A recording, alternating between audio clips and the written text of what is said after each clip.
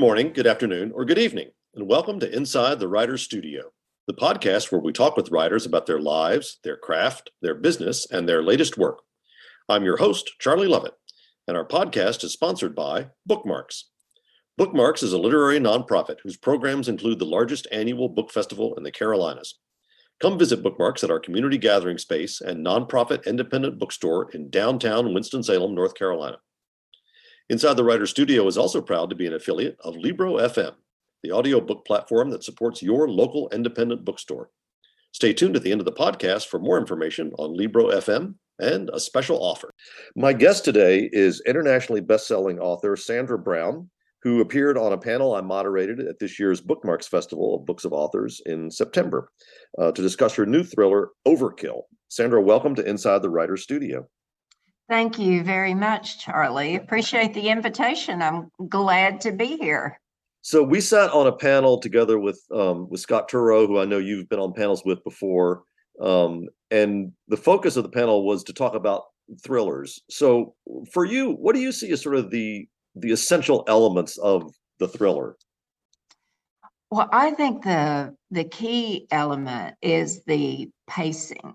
Mm-hmm. I think that's what separates it from, just as an example, say a cozy mystery, the tea cozy mystery, where that's usually more methodical. It's a lot more about, procedural and finding the answer to something. Sometimes in a thriller, rather than trying to seek the answer to who done it, we already know who done it, and we're trying to prevent that individual from doing something else. At least that's been my plotting, and of course I've had a lot of whodunits too. But I think the key element that probably differentiates the thriller from other novels of suspense, mystery, is the pacing. That the ticking clock is usually shorter than it is in other novels. Yeah, I think about in my book, and I think this is true in yours and in Scott's too, that I feel like in terms of pacing, you have sort of your action sequences, and then you have your maybe slower investigative sequences, and as you go farther through the novel, the action sequences get closer and closer together. Do you feel that's something that you do in yours as well? Yeah. I mean, in my experience of writing it, you have to set up the terrible trouble very quickly so that the reader knows, almost, I guess, by the end of the prologue or by the end of the first chapter, that your protagonist is going to be confronting something pretty awful. Mm-hmm. And plotting 101 is that you make that terrible trouble even more terrible if you possibly can, and keep.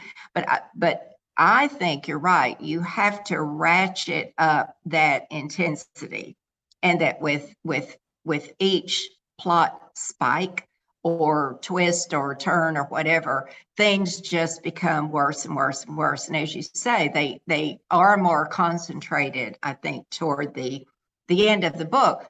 That said, though, sometimes novels can really lag in the middle, kind of dip in the middle. They get off to a great start, and then they kind of dip, and then they might pick up at the end if you still have your reader with you.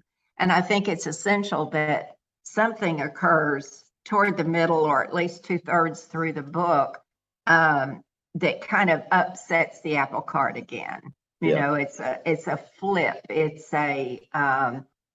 something that hopefully the reader did not see coming. Hopefully the characters did not see coming, or something that they dread has happened. Maybe not in the way they expected, but I think I try to build in something that I know is going to be there in the middle to kind of spike things up again. Mm-hmm. Mm-hmm. You talked about the characters not knowing what's coming and the readers not knowing what's coming. When we were on the panel, I think Scott was the one who brought this up, but we talked about that one of the things about any novel really, but especially about the thriller, is sort of information management. Who knows what when. How do you decide when to let the reader know a piece of information, and also when the reader should know something that the character doesn't know. Character doesn't know. It's doling out that information that I think makes a suspense novel. I think I said on the panel, I know the secret to writing a good suspense. I'll tell you later. So I think when I sit down to write, I try to plant a question in the reader's mind on the first page in the first sentence, if I possibly can, but certainly by the end of the prologue or the first chapter, there should be a subliminal question that I have planted in the reader's mind. And I try not to answer that question until as late in the book as I possibly can. Yeah. Along the way, I plant other questions, but the answers to those are dispersed. They're dispensed along the way. But the first question I have asked is the last question that I answer. Yeah. So that you might introduce another question in chapter 3, but they get the answer to that in chapter 6. Right. But the one that I plant in chapter 1, I try to wait until the as far to the end of the book as I possibly can go with it. Right. And that's the reason for writing the book. It's that one thing that I know that the reader does not know. That's the difference between an idea and a story. When I get that aha, that's the secret I'm going to keep from the reader throughout the whole book. Yeah. And then I know that I've got a story. It's the reason for telling the story. One thing I discovered when I turned to writing a thriller, my most recent book, was I'd never really been much of an outliner before. And I found that with a thriller, I had a little bit more need to lean on planning ahead. I didn't necessarily outline the whole book, but I definitely relied on that more heavily than I usually do. What does the process look like for you from that first idea to the first draft? Well, I think I used to not really outline, but do a synopsis, and I kind of had more ducks in a row than I do now. And I don't know if possibly it's just because I trust myself more to start kind of flying by the seat of my pants. And but sometimes I find that the surprises, the plot twist just arise organically, and in the writing. And it's like my fingers know more than my mind knows. That when I sit down to the keyboard and I start writing, it's like my characters are more aware than I am of what's going to happen. And I now just basically get, before I begin, I basically get the protagonist, the antagonist, how they're going to be at cross purposes, what their individual goals are, both in solving the problem, but also from a psychological and emotional level. If you start out with a character who's a total wreck, how is that individual going to right all the wrongs within him or herself over the course of solving the basic problem? So I kind of get all of that sorted out in my mind, and I know what the terrible trouble is going to be. I'm going to open with something, and I know how it's going to be resolved.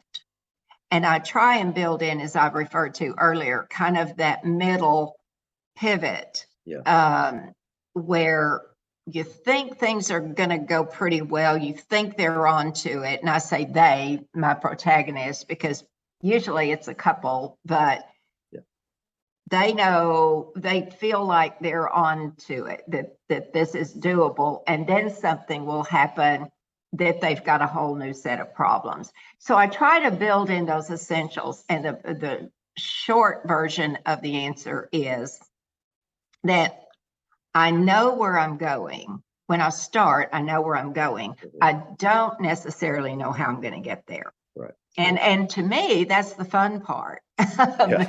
of being a novelist, is that, I like to be surprised too.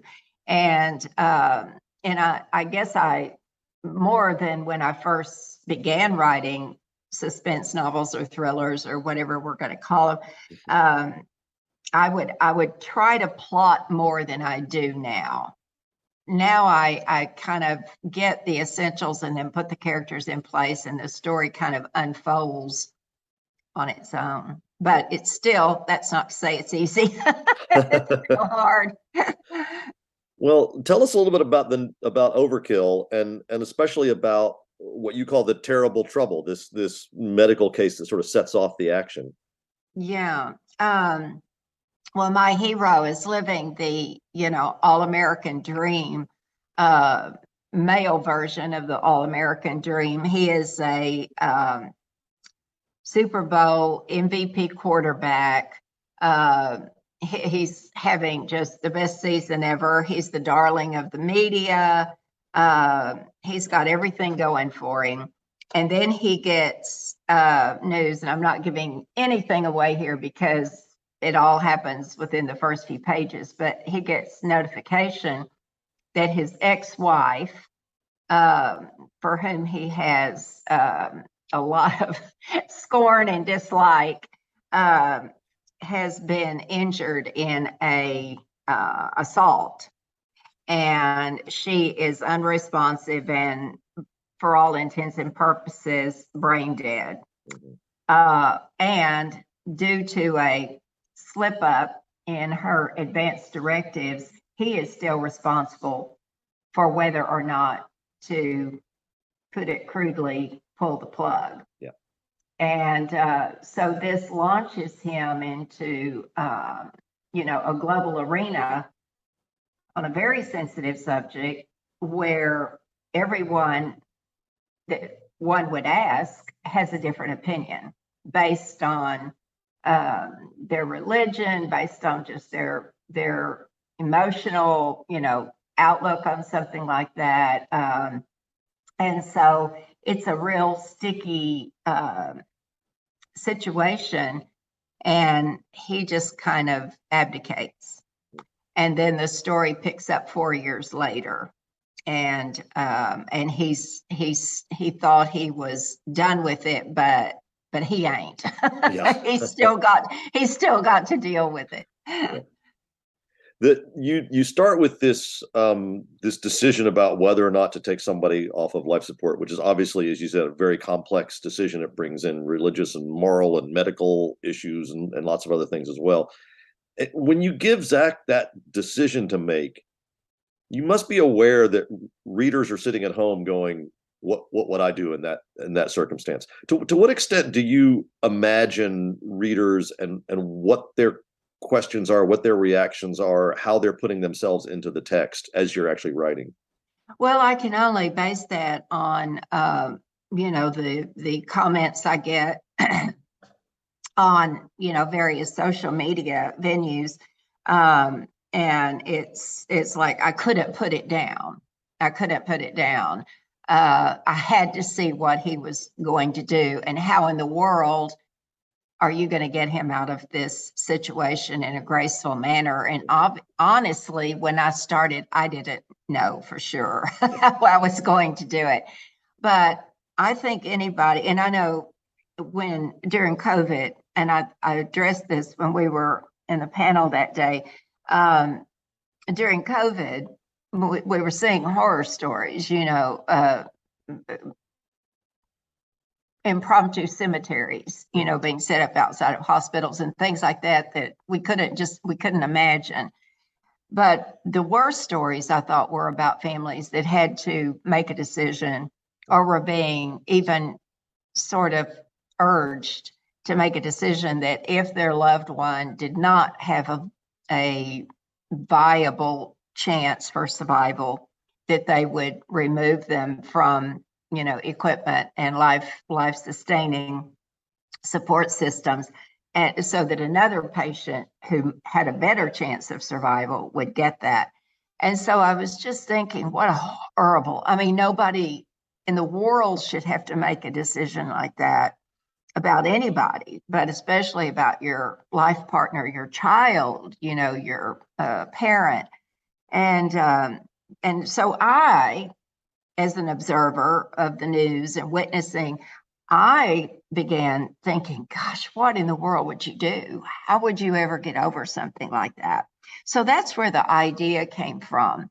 And I wanted my readers to have that visceral reaction to Zach's situation. It's like, oh my God, what would I do?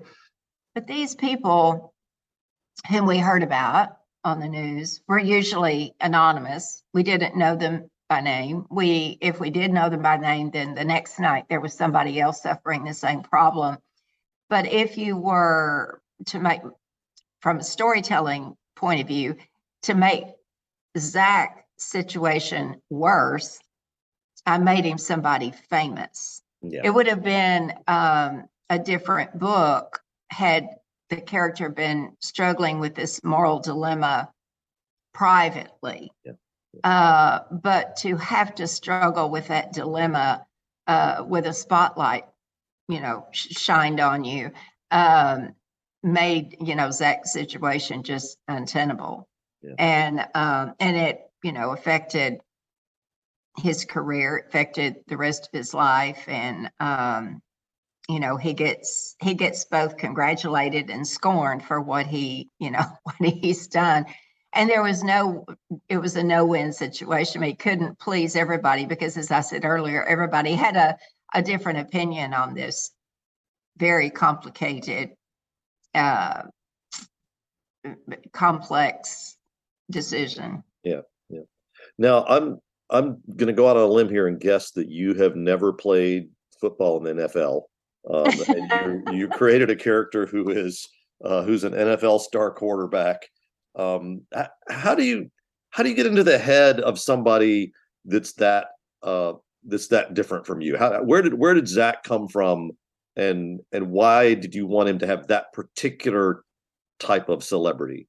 Well, he could have had any. It's just that I happen to really love football, and he's the second football player I've written about, actually.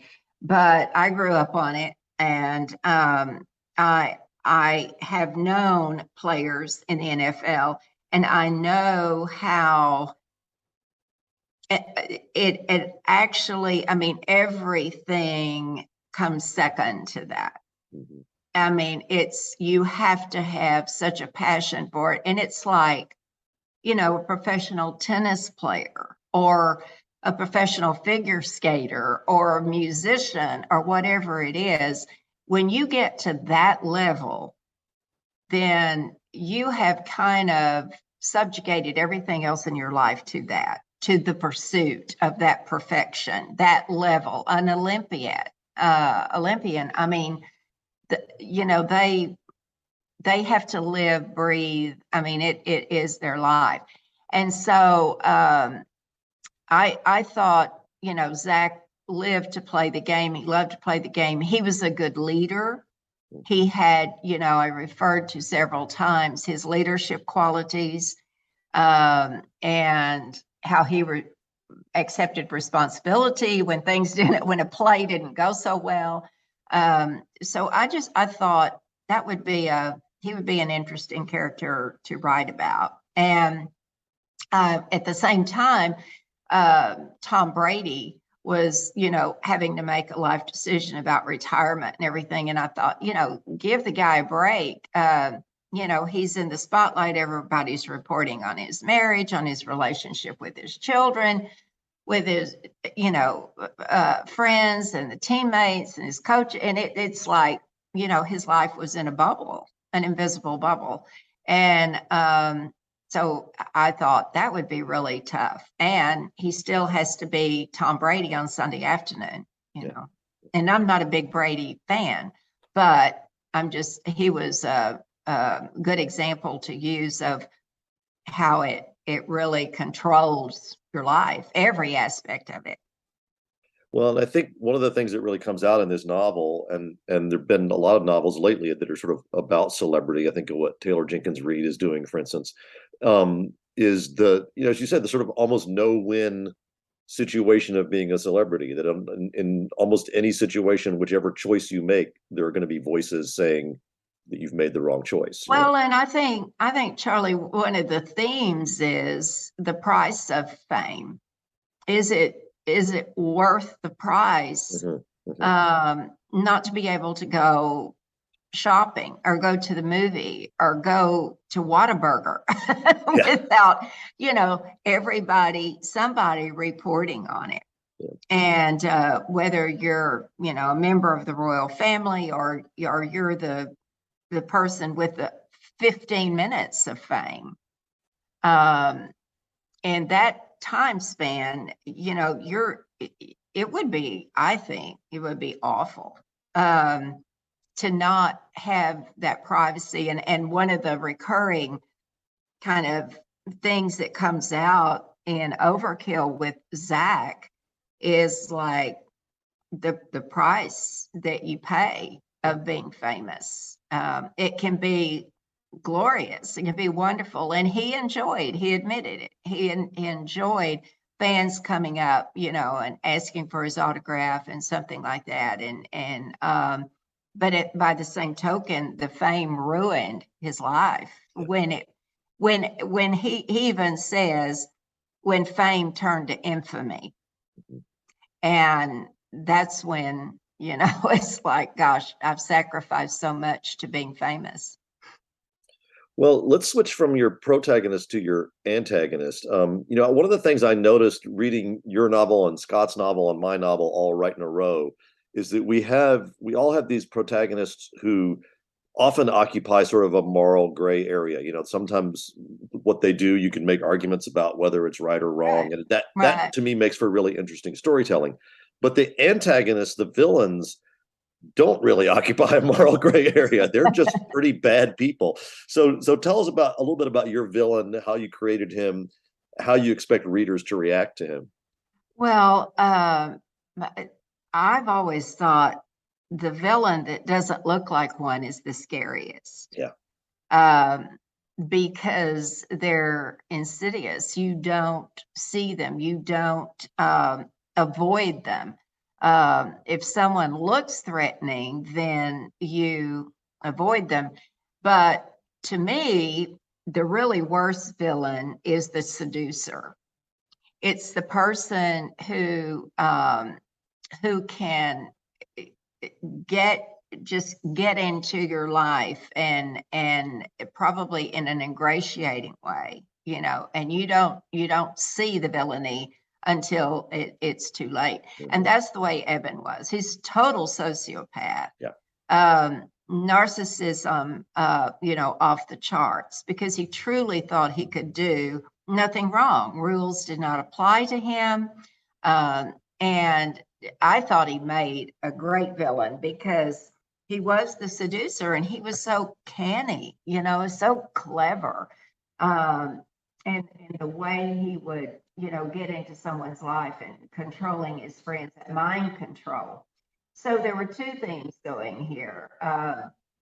One, the abuse of power, and the second, how you can use that power to seduce your victim. Not always in a sexual way, but just in the way that you come across as a friend. You come across as doing them a favor. And somebody somewhere smarter than I am said sometime that your book is only as good as your villain. Mm-hmm. That it has to be somebody or something that's really vicious enough to destroy the protagonist, because the reason we're reading the book is that we want to worry about the protagonist being able to overcome the villain. So the villain has to be somebody or something that is larger than life, in my estimation, that is, if it's evil, it's really evil. And somebody with no conscience, Yeah. in my estimation, is pretty evil. And that's the way Evan was. He was totally without conscience. So one of the things I noticed that the villain and the hero have in common is that they're both wealthy. I mean, wealth definitely plays a role in this novel. I mean, in one case, you could argue that it's inherited, in the other case, maybe that it's earned. But there's a long tradition of in American film, especially, but in novels too, of sort of the rich guys being the bad guys. How do you see the sort of whole issue of wealth and the way these two men react very differently to wealth playing out in the novel? Well, I haven't really thought of that. I guess it was if I had made Evan somebody that couldn't afford the lifestyle that he had, then I would have had to come up with a different event that set this whole thing into place. Yeah. There wouldn't have been a lavish party. There wouldn't have been the toadies that, he gets to go along with him. There wouldn't have been the legal machinations that he was able to afford when someone, without those means would have had to have a pro bono lawyer, defense lawyer. So I guess when I was plotting it, I didn't really set out to make him particularly rich, but it was just that if he had been somebody that was not, then it would have been a different story. It would have been, I don't know, maybe more internalized instead of, just out there. But then Zach's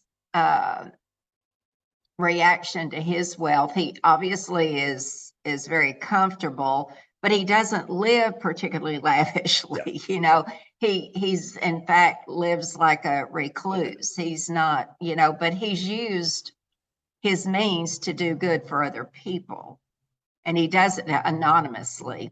And that's another thing. Eben was very lavish and ostentatious, and Zach, about his wealth, was very low key. It was almost like I think he'd much rather be playing football than counting his money, or even spending his money. I found it a really interesting contrast between, I think about paraphrasing Spider-Man, with great wealth comes great responsibility, and Zach kind of tries to live up to that responsibility, and Evan definitely does not. But there is one way in which Zach uses his wealth that makes me insanely jealous, and that is this amazing house that he has in the North Carolina mountains. Tell us a little bit about where he lives and about your own history with those mountains, and why you wanted to put him up there. Well, first of all, it's just, I know you live in the great state of North Carolina, and it's just one of my favorite states because it's so pretty, and it has, a lot of diversity. You've got that long coastline and the Outer Banks and all that, but then you also, in Western North Carolina, have the amazing mountains. And I had visited several times, several years in a row, a community up there, and I love the terrain, but it can be a very hostile terrain. Yeah. So I've written 2 books previous to this one set there. One was called Chill Factor, in which a woman actually gets caught in an ice storm, can't get off the mountain, and she's caught in this dwelling with a man believed to be a serial killer.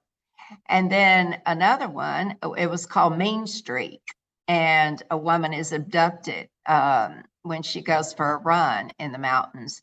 And so I think they're intriguing because the climate is it's so variable, and in Overkill, the weather becomes another character. It's another menace that the protagonists have to deal with and overcome.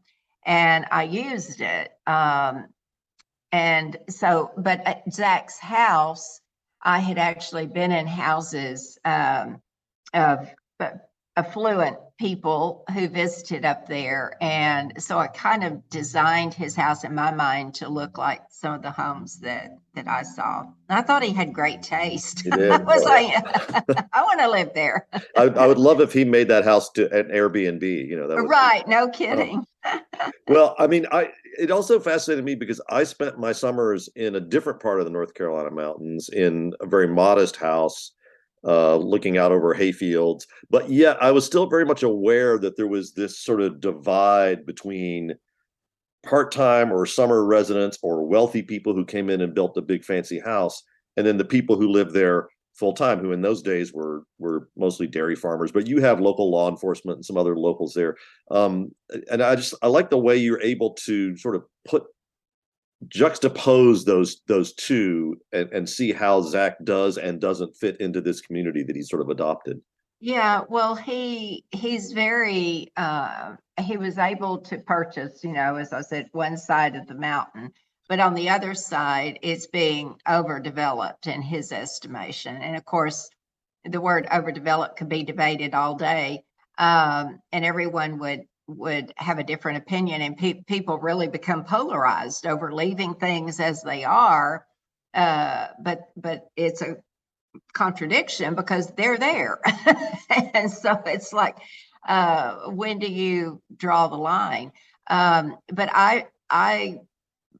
Zach is very against that overdevelopment because he's afraid. I think in a way he sees it as an encroachment onto his privacy. Mm-hmm. And that's the number one thing that, he covets is his privacy. He wants no part of the fame anymore.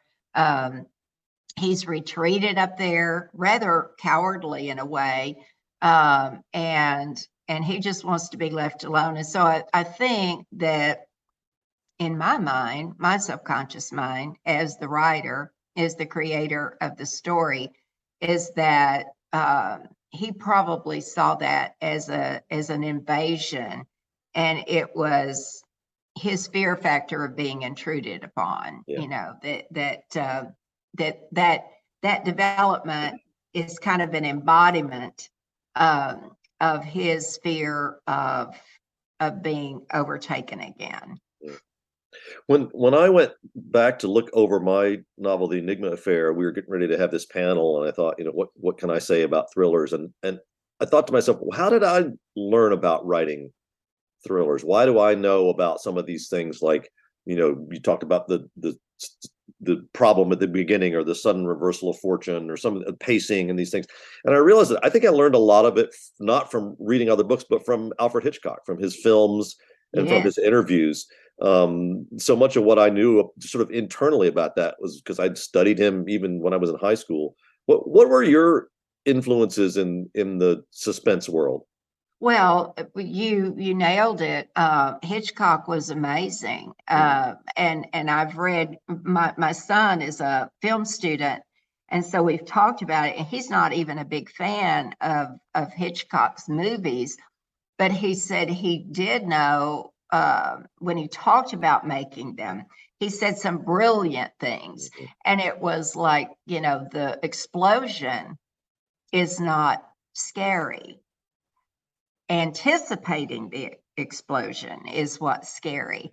And the only thing I can equate it to is one time I was writing a book called Slow Heat in Heaven, and I had actually been out to a ranch here, very sort of close to me where I live in Texas.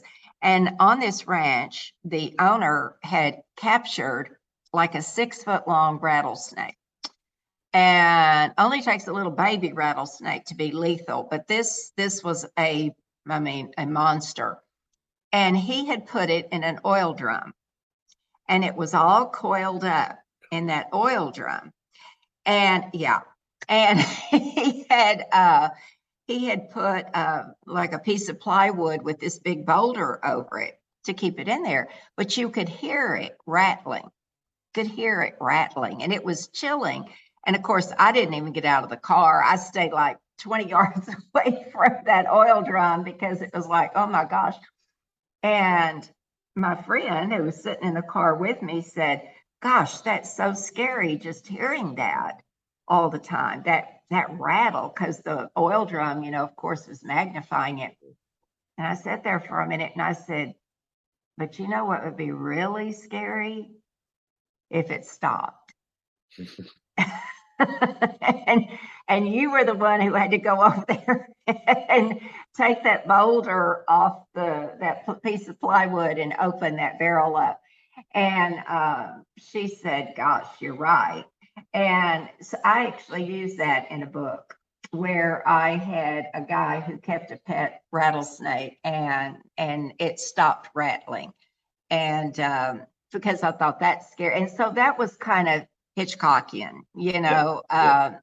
when the scary part is the question mark. It's the anticipation of something about to happen. Mm-hmm. Yeah, one of the things I noticed and learned from Hitchcock, I think, is a lot of times the characters, the protagonists are really almost completely on their own, because for one reason or another, they can't really turn to law enforcement either. They're absolutely, absolutely. And you have that to a certain extent. You have that here. Talk about the role that law enforcement and working outside law enforcement plays in this novel. Well, I try to build that in, actually, because I think the isolation, the idea of the isolation, that these, in my case, it's usually, the male and female, the hero and the heroine, are one of the elements of a Sandra Brown, I think, that is kind of a trademark element, is that you've got to have them sharing space, you've got to have them with a common problem, but a different approach, so that they're of solving it, so that they're at cross purposes, but at the same time, they're codependent. One needs the other. Without the other, they won't be able to do what they want to do. So that forces them together. But at the same time, they're kind of isolated from everybody else. And if you noticed in Overkill, like they're in the airport and there are other people around, but it's really their little, it's Zach, it's Kate, the heroine, and it's Bing, his football, and they're trying to decide what they're going to do from that standpoint. Mm-hmm. So I do build in that sense of isolation. And secondly, sometimes, they don't trust the acumen or efficiency of law enforcement, and they can't convince law enforcement that this is a problem. And I was watching a movie last night, and it was the same thing. The guy's wife goes missing at a service station, and he's gone to the police, and he says, you don't understand, she was right there and then she was gone. And of course, the police officer is kind of laid back, saying, well, she's probably there, she's probably here. And he says, you're not listening to me, So that's kind of I think that's a tool that a lot of storytellers use, is perhaps the incompetency or the untrustworthiness of law enforcement. So in my case, I needed them to have a foil at the beginning, but I knew that at the end of the book, when things are really coming to a head, they might need an ally. Yeah. And it would be an ally that they would have to convince. So I built in the deputy, who is unscrupulous, who is corrupt. But I don't want to give anything away, but but he was used as both a foil and an ally, which sometimes happens, Yeah. So there's again, trying not to give anything away, there's a character in this novel who is going to have some legal issues if certain conditions come to be. And for you to set that up, you had to have, done some research about the laws of Georgia right. and North Carolina. Talk a little bit about that process. How do you do your sort of legal background research?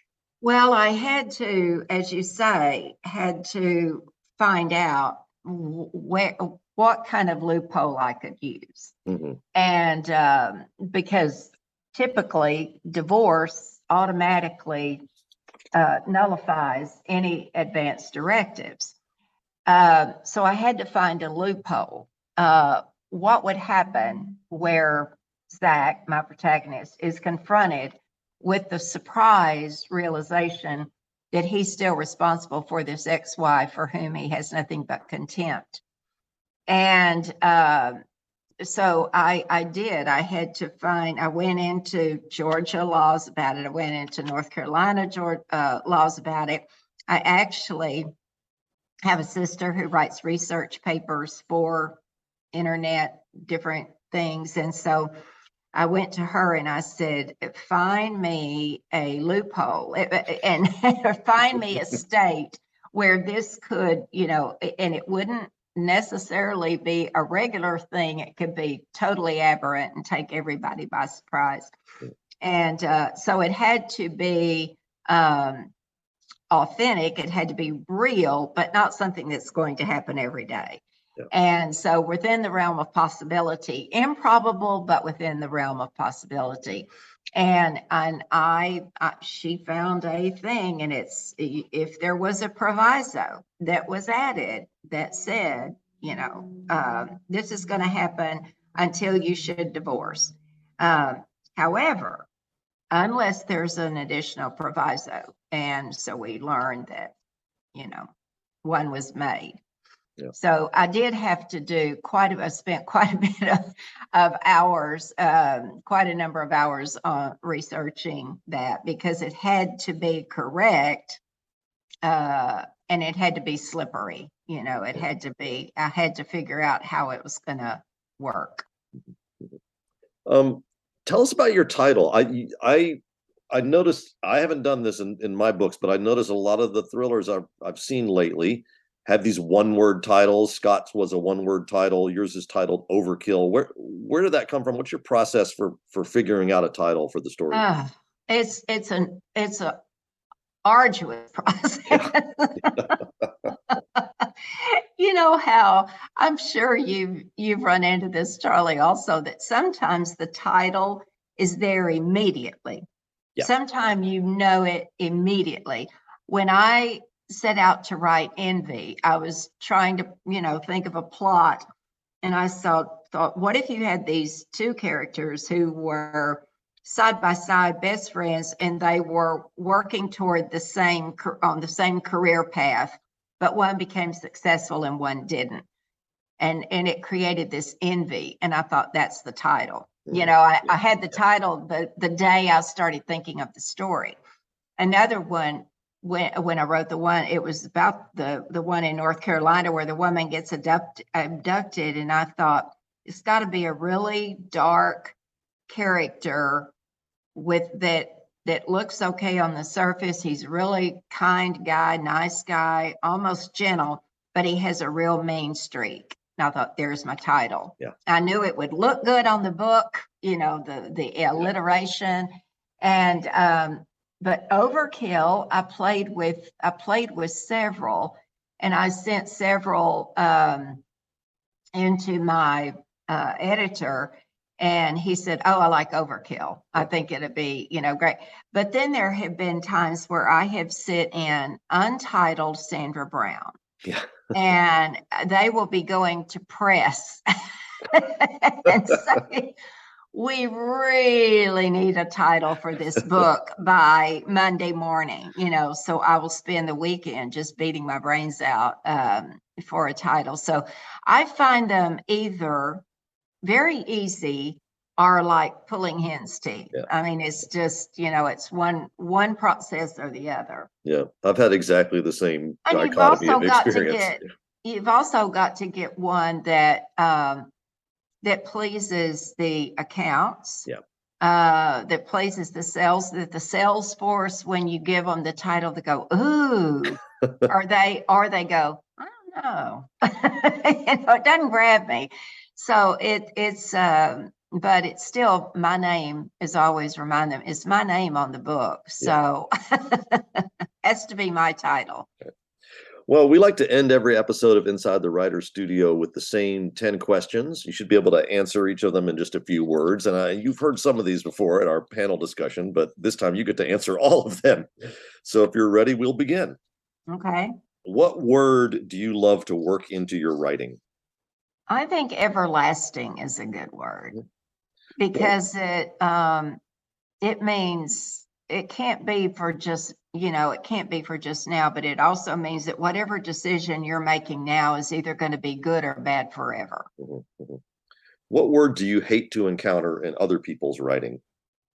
I hate the word turned, Turned, because I find I can write 3 sentences and all 3 sentences will have turned. And I thought, this person is spinning. So I always try to come across another way to say they're going another direction. Hate the word turned. Yeah. Where's your favorite place to write? Hilton Head.